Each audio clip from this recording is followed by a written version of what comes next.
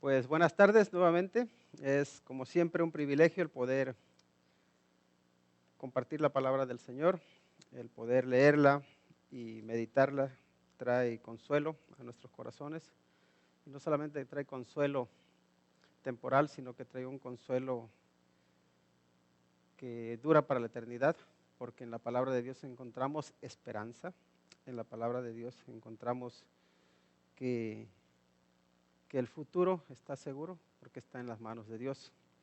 Y esta tarde me gustaría compartir con ustedes en la epístola del apóstol Pablo a los Corintios, primera de Corintios, capítulo 15, versículos del 31 al 37. Dice la palabra de Dios en primera de Corintios 15, del 31, no hasta el 37, sino hasta el 57. Son varios versículos, pero bueno, vamos a leerlos. Dice: os aseguro, hermanos, por la gloria que de vosotros tengo en nuestro Señor Jesucristo, que cada día muero. Si como hombre batallé en Éfeso contra fieras, ¿qué me aprovecha? Si los muertos no resucitan, comamos y bebamos, porque mañana moriremos. No erréis, las malas conversaciones corrompen las buenas costumbres. Velad debidamente y no pequéis, porque algunos no conocen a Dios. Para vergüenza vuestra lo digo. Pero dirá alguno: ¿cómo resucitarán los muertos? ¿Con qué cuerpo vendrán? Necio, lo que tú siembras no se vivifica, sino muere antes. Y lo que siembras no es el cuerpo que ha de salir, sino el grano desnudo, ya sea de trigo o de otro grano. Pero Dios le da el cuerpo como Él quiso, y a cada semilla su propio cuerpo.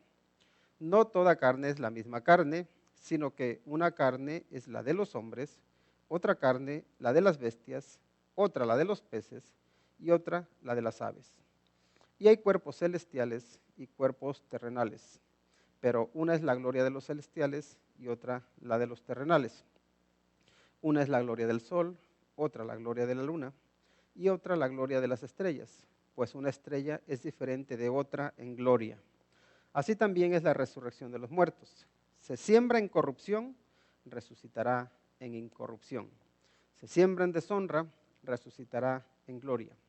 Se siembra en debilidad, resucitará en poder. Se siembra cuerpo animal, resucitará cuerpo espiritual. Hay cuerpo animal y hay cuerpo espiritual. Así también está escrito: fue hecho el primer hombre Adán, alma viviente; el postrer Adán, espíritu vivificante. Mas lo espiritual no es primero, sino lo animal, luego lo espiritual. El primer hombre es de la tierra, terrenal; el segundo hombre, que es el Señor, es del cielo. Cual el terrenal, tales también los terrenales; y cual el celestial, tales también los celestiales. Y así como hemos traído la imagen del terrenal, traeremos también la imagen del celestial. Pero esto digo, hermanos, que la carne y la sangre no pueden heredar el reino de Dios, ni la corrupción hereda la incorrupción. He aquí, os digo un misterio: no todos dormiremos, pero todos seremos transformados en un momento, en un abrir y cerrar de ojos, a la final trompeta, porque se tocará la trompeta, y los muertos serán resucitados incorruptibles, y nosotros seremos transformados. Porque es necesario que esto corruptible se vista de incorrupción, y esto mortal se vista de inmortalidad. Y cuando esto corruptible se haya vestido de incorrupción, y esto mortal se haya vestido de inmortalidad, entonces se cumplirá la palabra que está escrita: sorbida es la muerte en victoria. ¿Dónde está, oh muerte, tu aguijón? ¿Dónde, oh sepulcro, tu victoria? Ya que el aguijón de la muerte es el pecado, y el poder del pecado, la ley. Mas gracias sean dadas a Dios, que nos da la victoria por medio de nuestro Señor Jesucristo. Vamos a orar. Te agradecemos, nuestro buen Dios, por el privilegio que nos das de abrir tu santa palabra, meditar en ella y aprender de ella. Señor, por favor te ruego, porque tu palabra llene de esperanza a todos los que la escuchen. Padre, por favor te pedimos que tú nos des discernimiento, que podamos ser capaces de examinarlo todo, que podamos retener lo bueno. Y Señor, te ruego por todos los hogares, especialmente de los hogares de las personas que van a estar escuchando esta meditación, Por favor, Padre, tú bendícelos, fortaléceles, aumenta su fe y llena sus hogares de paz, de amor, de gozo y esperanza. Padre, nos ponemos en tus manos y pedimos que tú nos guíes. En el nombre de nuestro Señor Jesucristo te lo rogamos. Amén. Pues el tema que vamos a tratar esta tarde tiene que ver con la victoria sobre la muerte. Y específicamente vamos a hablar sobre la resurrección de los creyentes y cómo la vida resucitada es mucho mejor que la vida natural, por hacer una diferencia entre la vida que tenemos aquí antes de morir y la vida cuando ya resucitemos con Cristo. Y sabemos que hay un enemigo que tiene toda la humanidad y nadie lo ha podido vencer a excepción de uno, que es el Señor Jesucristo.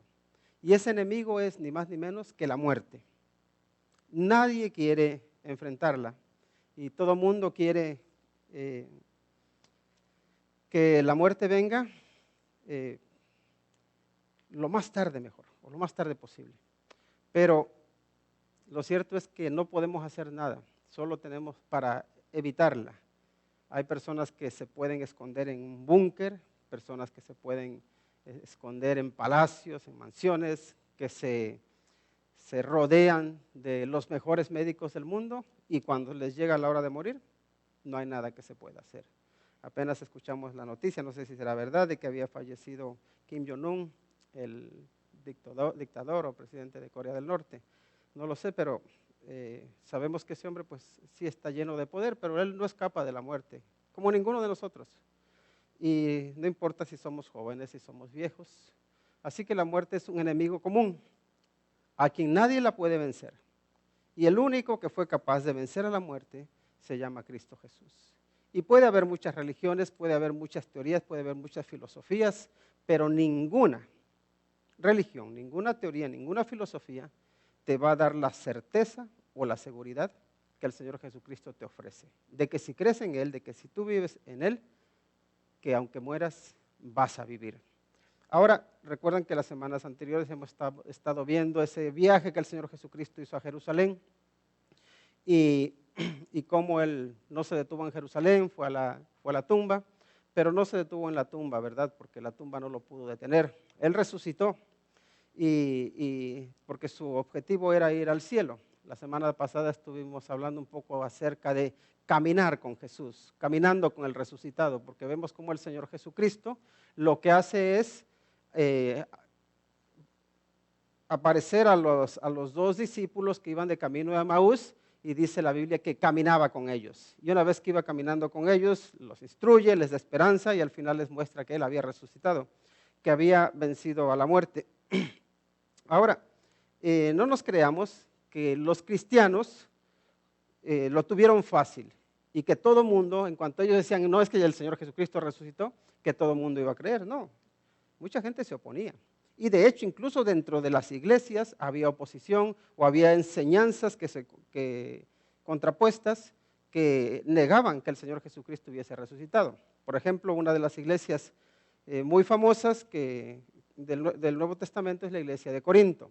Ahí en Corinto sabemos que había gente que tenía muchos dones, que experimentaban o veían el poder de Dios manifestarse de muchas formas. Ahora, esto no significa que tuviesen una teología sana acerca de la resurrección del Señor Jesús y de la resurrección de los muertos. Entonces había muchos que negaban que el cuerpo pudiese resucitar. Y a estos que negaban la posibilidad de la resurrección es a quienes se dirige el apóstol Pablo aquí en el capítulo 15. Ahora, no solamente se dirige a los que dudan, a los que ponen objeciones, sino que se dirige también a los cristianos, a los creyentes, para que sepan en qué descansa su fe. Y creo que eso es pertinente mencionarlo porque he visto a muchas personas que se dicen ser cristianas y luego cuando se trata de creer en la resurrección, no lo ven, no creen que sea posible. Pero si no hay resurrección, el cristianismo no sirve de nada. Si no hay resurrección, la verdad es que estaríamos perdiendo el tiempo. leyendo la palabra de Dios, buscando hacer las cosas bien, buscando agradar a Dios, porque si no hay resurrección, pues nosotros estamos perdidos. Si no hay resurrección, no hay esperanza. Si no hay resurrección, ahora vamos a ver lo que dice el apóstol Pablo. Comamos y bebamos porque mañana nos vamos a morir. ¿Y qué va a ser de nosotros? Pues lo único que hicimos en este mundo. Pero la realidad es distinta. Así que de los versículos 31 al 34, podemos decir que la resurrección da sentido a nuestra existencia y a nuestro proceder.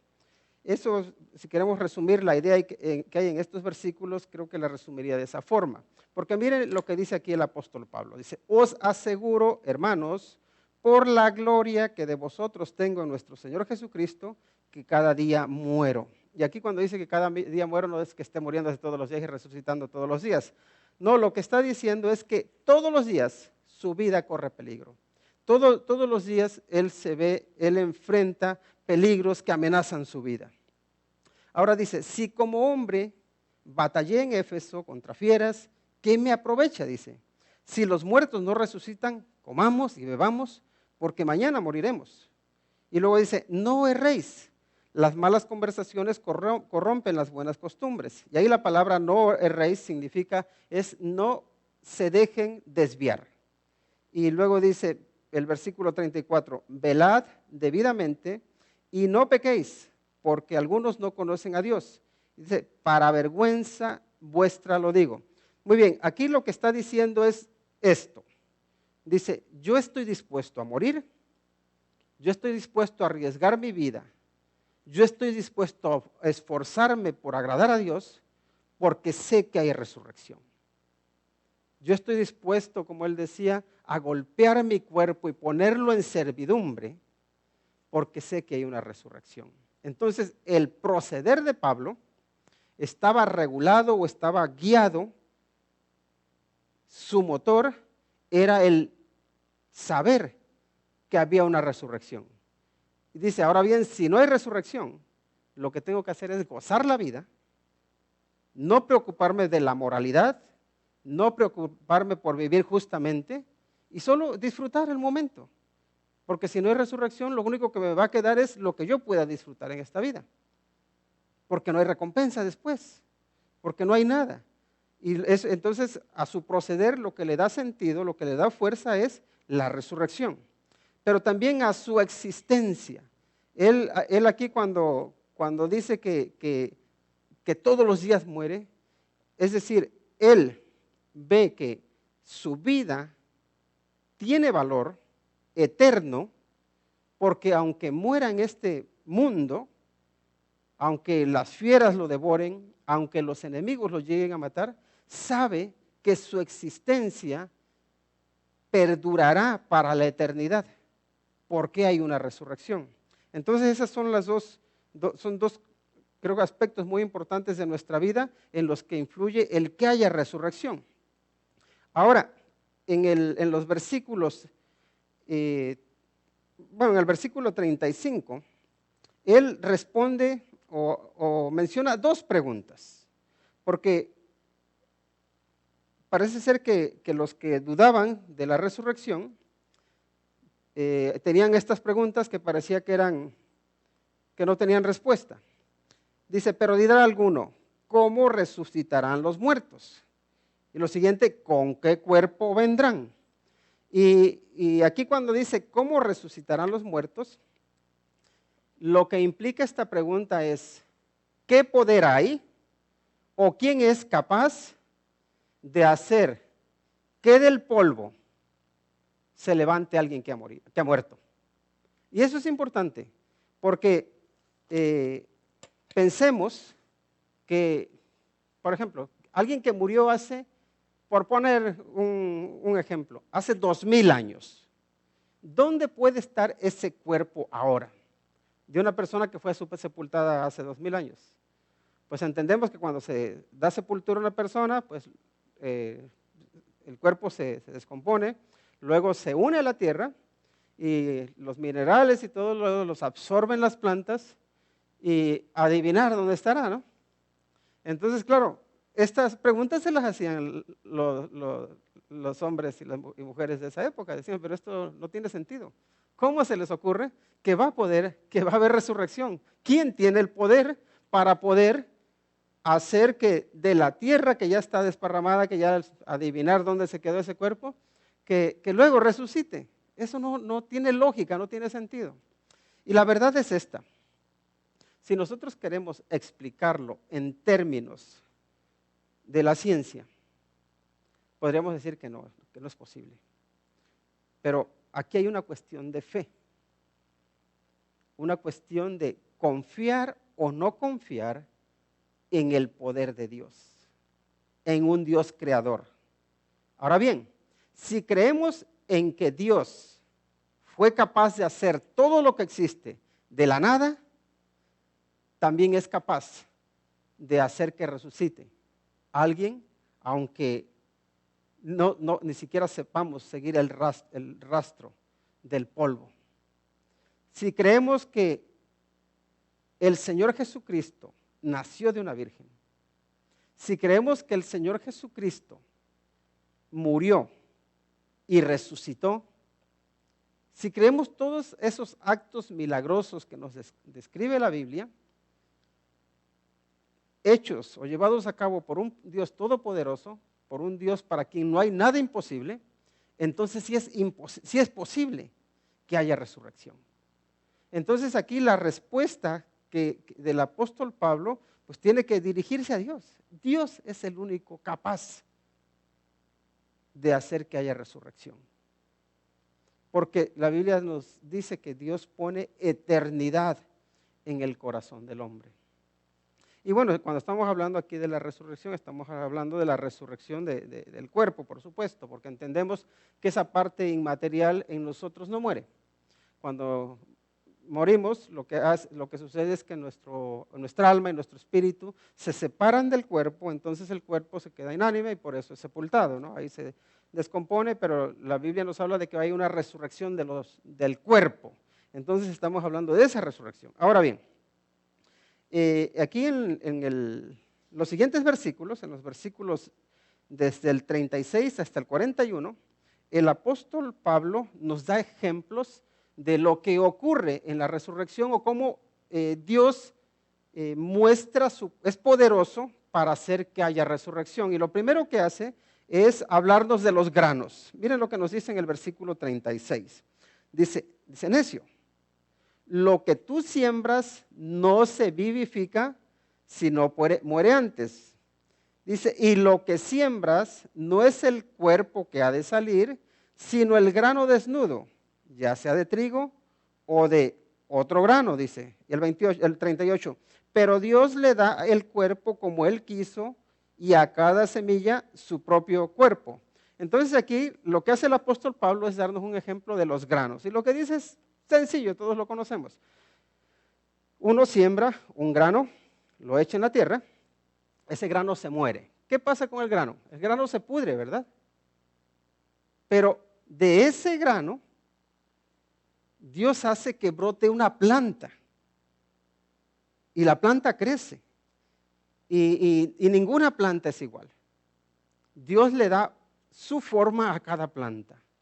Y fíjense cómo Dios en su sabiduría, si siembras una semilla de un manzano, va a ser un manzano, ¿verdad? Si es de trigo, pues el trigo. Y si tú ves la semilla de trigo y la semilla de manzana, son más o menos del mismo tamaño.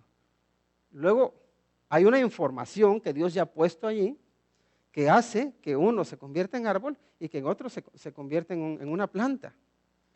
Y ese es uno de los ejemplos que utiliza el apóstol Pablo para demostrarles que el Dios en el cual creemos es poderoso para sacar vida de donde parece que solo hay muerte. Ahora también utiliza el ejemplo de los diferentes tipos de carne. Miren el versículo 39. Dice, no toda carne es la misma carne, sino que una carne es la de los hombres, otra carne la de las bestias, otra la de los peces y otra la de las aves. Y aquí lo que hace el apóstol Pablo es mostrar que Dios en su sabiduría hace o crea diferentes carnes diferente y dice que una carne es la de los hombres, otra de los animales y otra la de las aves o de los peces. Y es interesante porque ahora, más adelante, Él nos va a mostrar también la diferencia que hay entre los cuerpos celestiales. Y tiene un sentido, tiene una razón por la cual está haciendo Él estas diferencias. Bueno, podríamos decir, y luego también llega un punto en que como que medio nos confunde porque dice, bueno, que nosotros tenemos como carne animal, ¿no? Y eso hace un poco mención a lo que pronuncia Eclesiastés cuando dice que el hombre es como los animales, en el sentido de que vive, muere, es sepultado y su cuerpo se descompone igual que se descompone el de los animales. Pero debemos entender que hay diferencias, que Dios al ser humano lo hace de forma distinta, lo hace de forma especial. Y a cada ser lo hace de forma especial, pero al hombre, además de crearlo del polvo de la tierra, también le sopla aliento de vida, ¿no? Y lo hace para tener una relación personal con Él, una relación en la cual lo adopta como hijo, y no solamente se conforma con que el hombre sea una criatura, igual que el resto como lo hace con los animales, ¿no?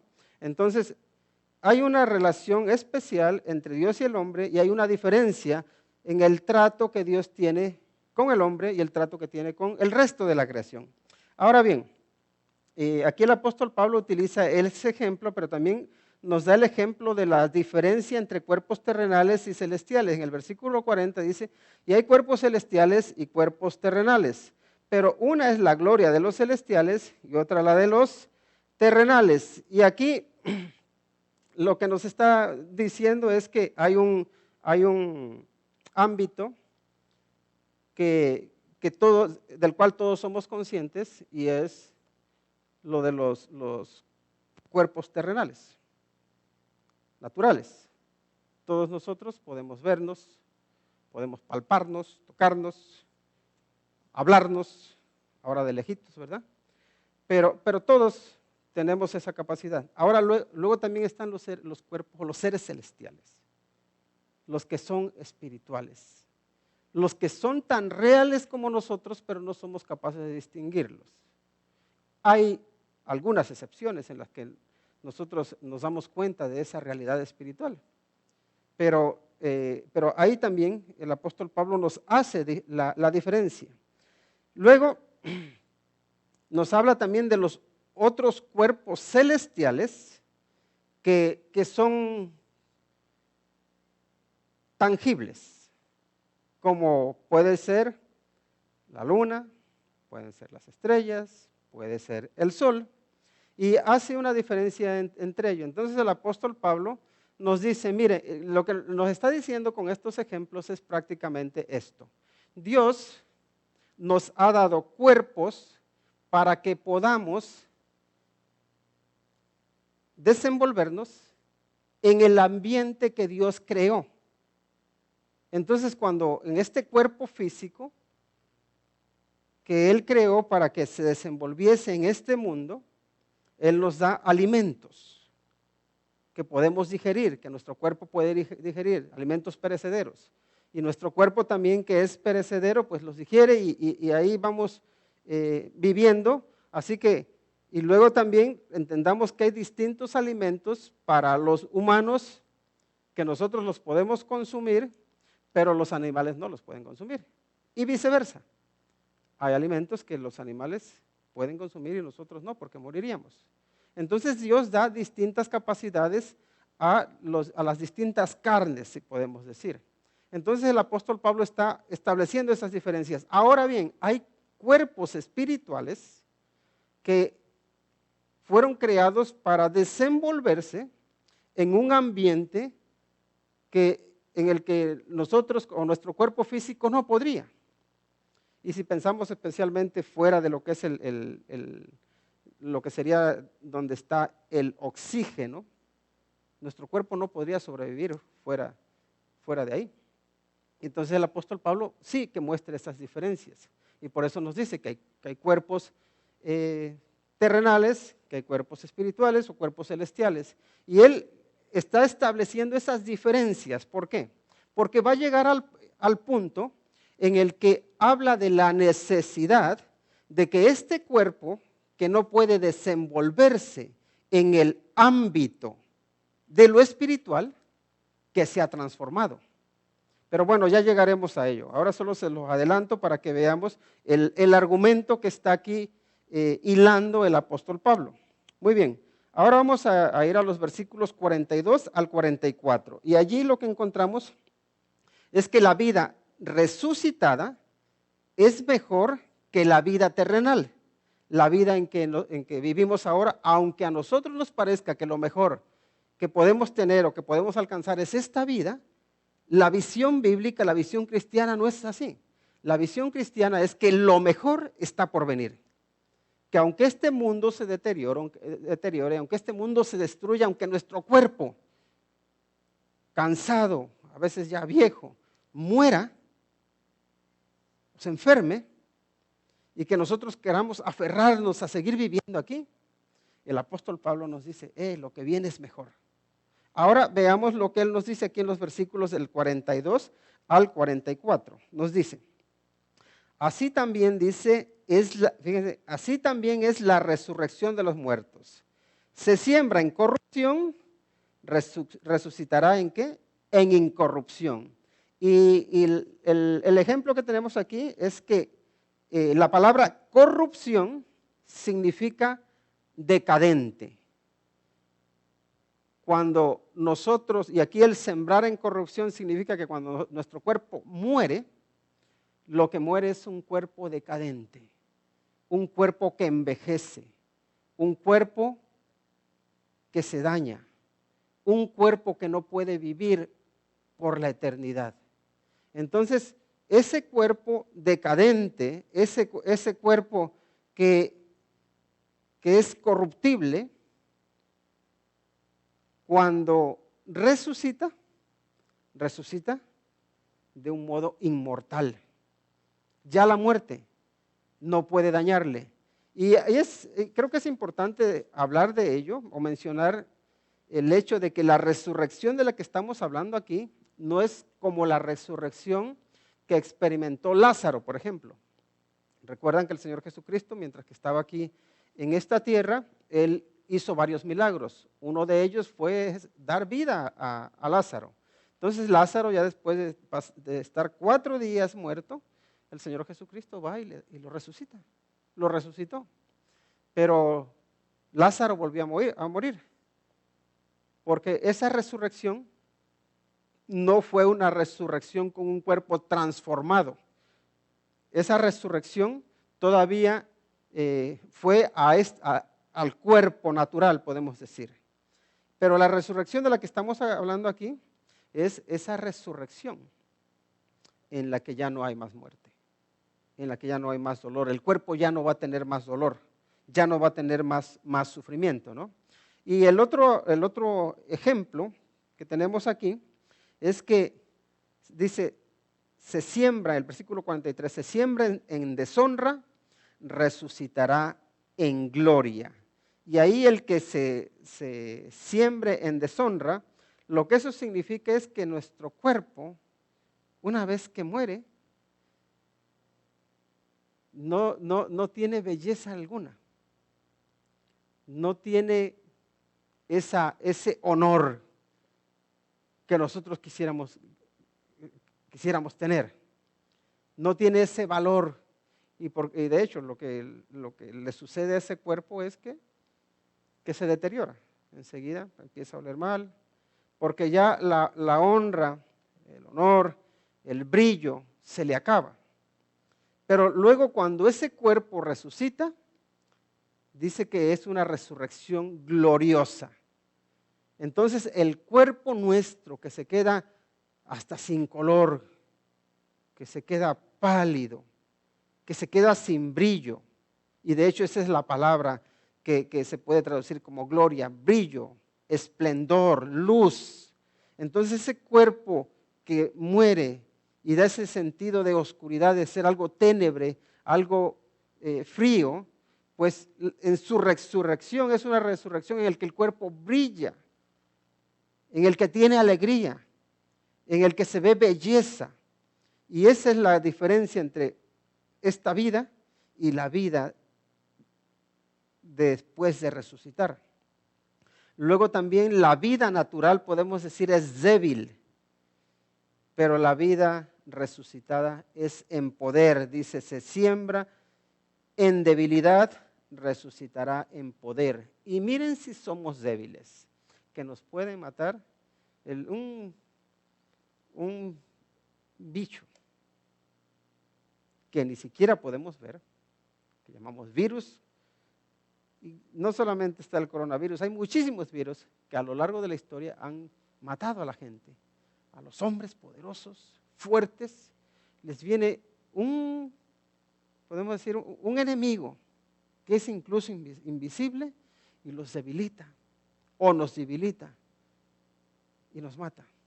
Un frío nos mata. Demasiado calor también nos mata. Falta de oxígeno nos mata. Y podemos ver que hay muchísimas cosas que si Dios por su misericordia no nos hubiese puesto en un entorno en el que nos tiene como dentro de una burbujita, y eso es lo que es este mundo, es como una burbuja de seguridad para nosotros en la cual podemos vivir. Que si el sol estuviese un poquito más cerca de lo que está, nos quemábamos. Que si estuviese un poquito más lejos, nos congelábamos. Que si hubiese de todo pero no hubiese agua, nos moríamos. Que si hubiese de todo pero no hubiese oxígeno, también nos moríamos. ¿Se dan cuenta de lo débil que es nuestro cuerpo?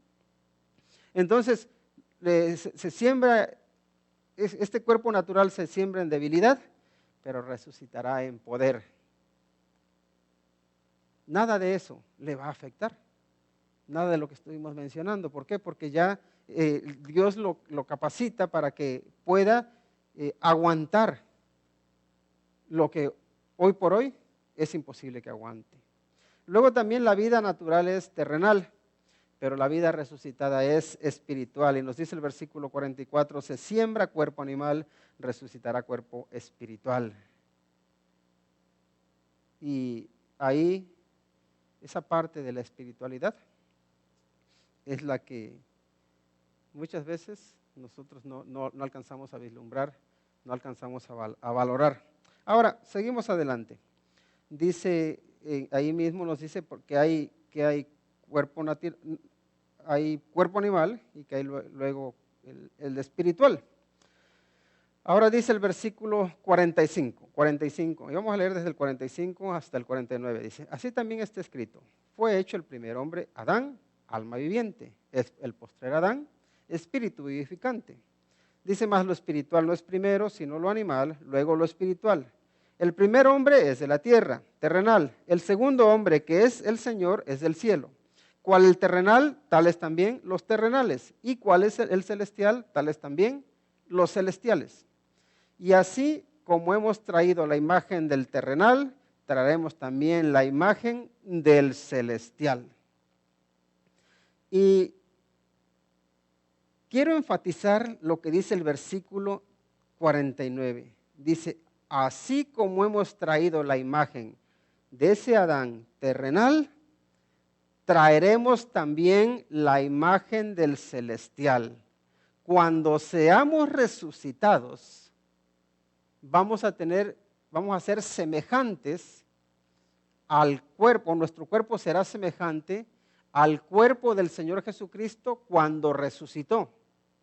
¿Recuerdan que el Señor Jesucristo cuando resucitó hacía cosas que no podía hacer antes de su resurrección? Ahora, lo que me gusta aquí es esto, que habla de la imagen. Y la imagen, la palabra imagen a lo que se refiere aquí es a un sello. Por ejemplo, vemos las monedas, ¿verdad? A las monedas se les pone un sello, se le pone una cara, ya sea de un rey, de un presidente o de cualquier persona. Entonces ahí trae una imagen esa grabación. Y nosotros todos traemos la imagen de Adán, de ese Adán que pecó, de ese Adán que murió, de ese Adán que necesitaba ser restaurado, que necesitaba ser rescatado. Y todos traemos esa imagen. Pero aquí lo que nos está diciendo el apóstol Pablo es que en Cristo Jesús nosotros vamos a tener un nuevo sello.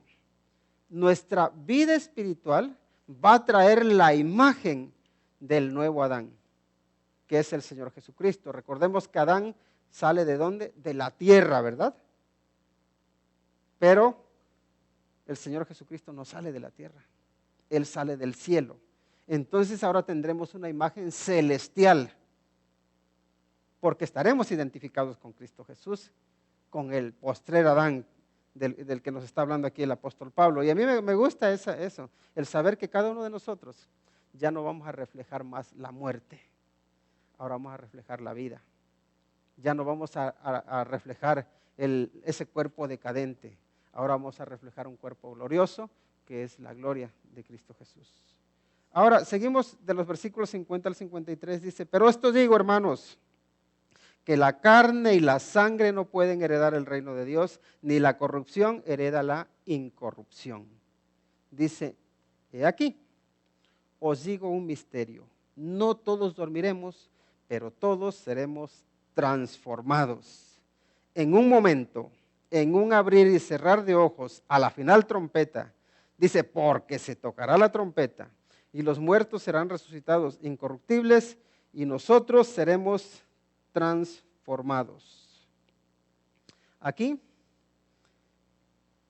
nos está diciendo, en resumen, que para tener parte con el resucitado necesitamos ser transformados. Para tener parte con el resucitado necesitamos ser transformados. Ahora bien, el Señor Jesucristo va a venir en un momento y la próxima semana estaremos hablando sobre su segunda venida. Pero cuando Él venga, va a haber gente que esté viva, que sean cristianos, que lo hayan reconocido como su Señor y Salvador, que hayan nacido de nuevo y van a estar vivos. Y va a haber, bueno, hay muchísimos que han fallecido. Entonces aquí lo que nos dice es que no todos vamos a resucitar, claro no, porque los que estemos vivos no vamos a tener necesidad de resucitar porque no estaremos muertos. Ahora, los que sean resucitados van a resucitar con un cuerpo glorificado.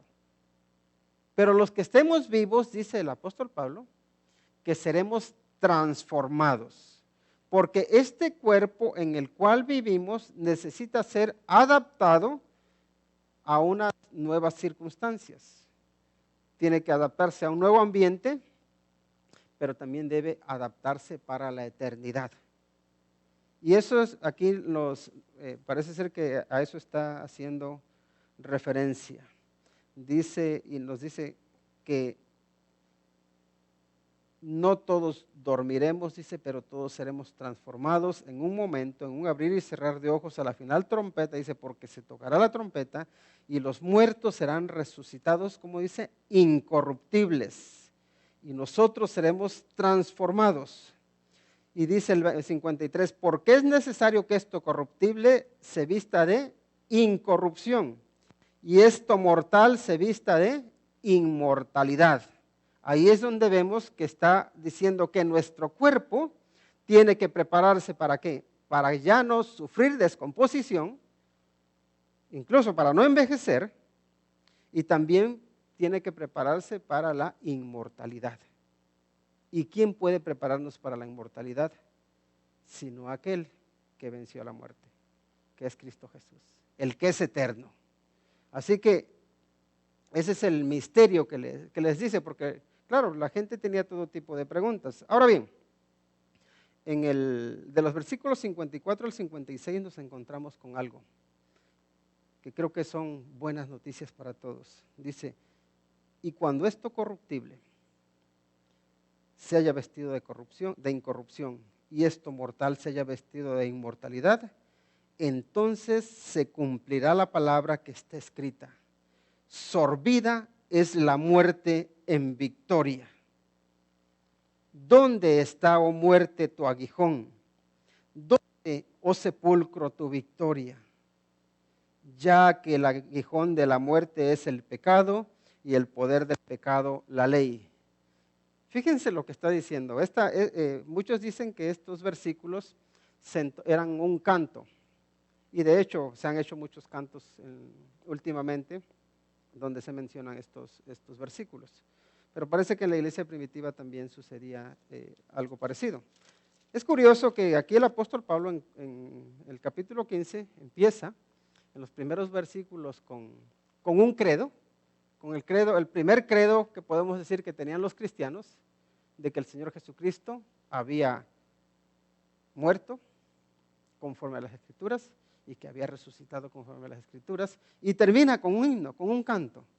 Porque si nos damos cuenta, en la Biblia se anima a los creyentes para que cuando están desanimados, para que se animen unos a otros y que se entonen cantos espirituales, ¿verdad? Entonces este parece ser que era también uno de esos cantos. Y lo que está diciendo aquí es lo que nos recuerda Isaías en el capítulo 25, versículo 8, en la primera parte, donde él dice: destruirá a la muerte para siempre. La muerte será destruida para siempre. No va a haber más muerte, dice. Y enjugará el Señor toda lágrima de todos los rostros. ¿Se imaginan? Ahí el Señor con un pañuelo secando las lágrimas de toda la gente que pasó por tanto sufrimiento debido a la muerte. ¿Cuántas lágrimas se han derramado en este mundo por causa de la muerte? Pensemos. Ahora, con esta pandemia que estamos padeciendo ahora, aquí en Estados Unidos, solamente de las personas que están confirmadas que han muerto por causa de este virus, son más de 50,000. Y a veces nos parece ya que es un número nada más. España, más de 22,000. En Italia, por ahí como 25,000. Alemania, Reino Unido, un montón de personas. Y nosotros vemos números, pero detrás de cada número hay mucho sufrimiento, hay mucho dolor. Imagínense que se lleven a tu ser querido, enfermo, y que esa sea la última vez que lo vas a ver, porque no vas a poder verle cuando esté en el hospital, porque no vas a poder verle cuando le vayan a incinerar o lo que vayan a hacer con él, y que te tengan esperando, y que nada más te entreguen una caja llena de cenizas, y que esa sea tu despedida de ese ser querido. Ahí hay mucho sufrimiento y hay mucha lágrima. Y Dios, en su misericordia, enjugará la lágrima de todos. Y lo que va a hacer es destruir a la muerte. Y aquí vemos cómo es que sucede. Porque una vez que este cuerpo corruptible se vista de incorrupción, esto mortal se vista de inmortalidad, entonces se cumple la palabra que dice: sorbida es la muerte en victoria. Y la palabra sorber, aquí el sentido que tiene es como cuando uno agarra algo y nada más se lo engulle. Es decir, la muerte, lo que hace Dios con la muerte es decir: ven aquí, la arrebata y la hace desaparecer. No hay más muerte. ¿Por qué no hay más muerte? Porque ya el aguijón de la muerte, que era el pecado, ya no tiene poder. ¿Por qué? Porque cuando estamos en Cristo, cuando tengamos esos cuerpos resucitados y gloriosos, ya no habrá más maldad, ya no habrá más pecado. Así que la muerte, recuerden que la paga del pecado es la muerte. Pero al no haber más pecado, la muerte ya no puede hacer nada. Y luego también nos dice que el poder del pecado es la ley. Y la ley es la que constantemente nos está diciendo: tú eres pecador. Y no podemos decir que no. Pero porque Cristo nos limpia y nos presenta puros, limpios del pecado delante del Padre, entonces ya la ley no nos acusa, ya no nos puede decir eres pecador. ¿Por qué?